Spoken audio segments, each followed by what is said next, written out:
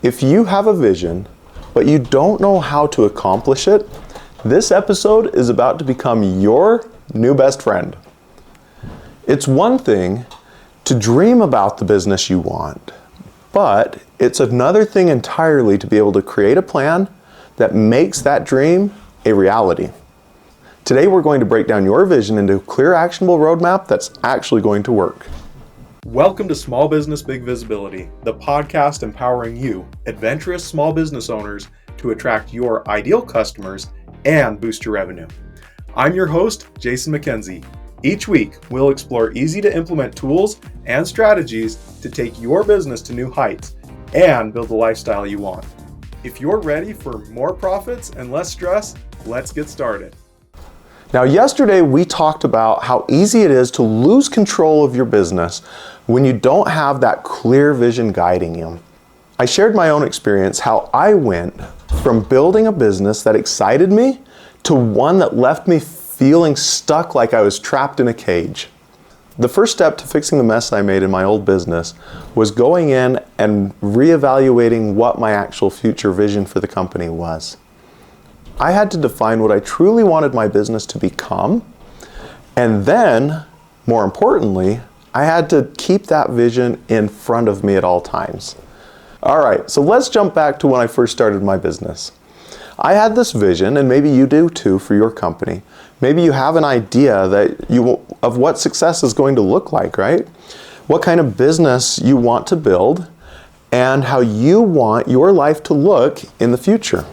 But the problem for most people, including myself, and it trips up so many entrepreneurs, is you have the vision and you're here. How do you bridge that gap between the two? So let's build a plan that's going to help you bridge the gap. If you don't have that plan, or if you don't stick to it, things will never magically fall into place. And that's where I was at. When I started out, I knew what I wanted, but I didn't take the time to map out how I was going to get there. Also, I didn't keep my vision front and center, and so it became something that was in the back of my mind, but something I really didn't think about. And because I wasn't actively using that roadmap to guide me, I didn't end up getting where I wanted to be. After a few years, I really just felt like my business was adrift.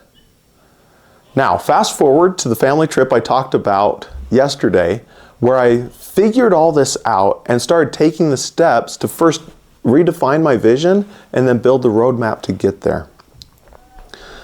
Once I had that vision, my business began to change.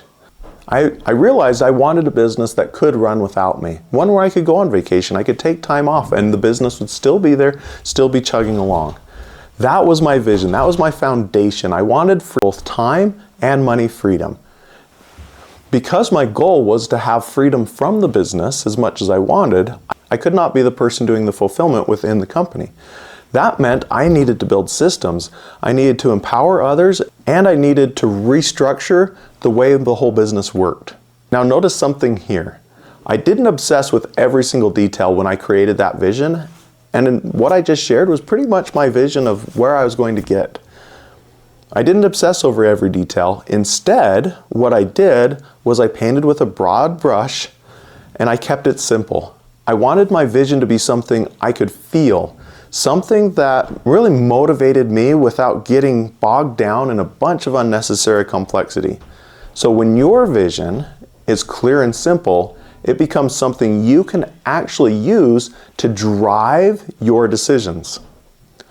Next, I started mapping out what needed to be done in my business, what needed to change, what needed to be adjusted. Then I set several goals, or big milestones, that would move my business toward the vision that I had created.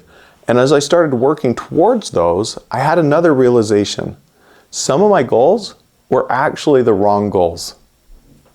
Have you ever been working towards something only to realize that it's actually not taking you where you wanted to go? That's exactly what happened to me. But this time, unlike in my past, I didn't change direction when things got difficult. I adjusted my direction because I recognized the goals that I had set wasn't the right goals. And that's a huge difference. When you change direction, just because things are hard, you risk getting stuck in an endless loop, constantly shifting and never making real progress. But when you adjust because your goals are not serving your vision, that's called refinement. That is progress. Little by little, my business started to change. Each adjustment that I made brought me one step closer to the vision I could see in my mind. It wasn't always easy though. There were times I felt overwhelmed, times when I wanted to quit.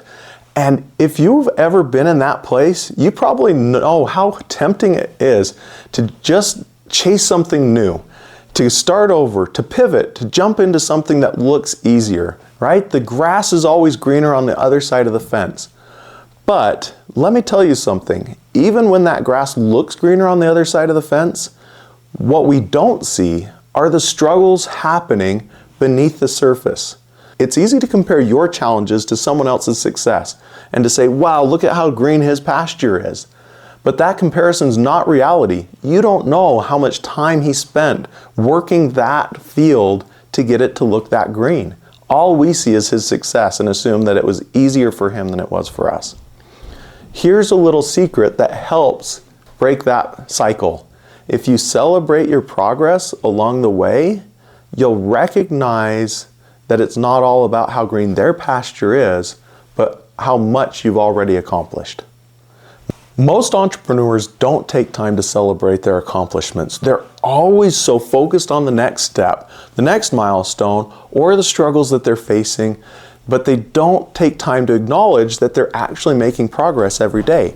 Even the missteps, even the wrong goals, all of those are progress towards what you're actually trying to accomplish. So here's what you do.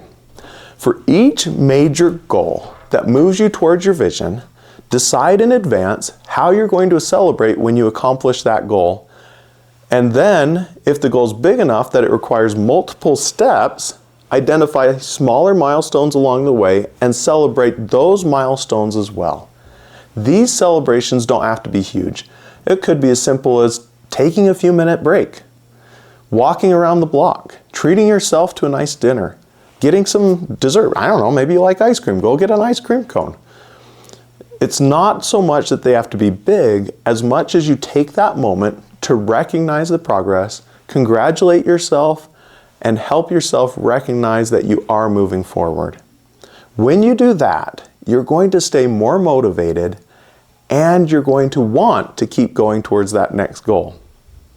Finally, it's important that you write all of this down. Write down your vision and tape it to your wall. Write down your goals. Write down the steps you're going to take. Write down the celebrations you're going to take. And then tape that to your wall so you can see it every single day. One more thing for you. Be willing to adjust as needed. Just make sure you're adjusting because it's going to bring you closer to your goals and vision, not because the road is rough. Now remember, you don't have to have a perfect vision to start. It's most important to have things that you can aim for even if it's not clear. Also, make sure that you refine it over time, make sure you write it down, and then make sure that you celebrate. Hey, something to keep in mind as you're doing all this is a vision without action is just wishful thinking.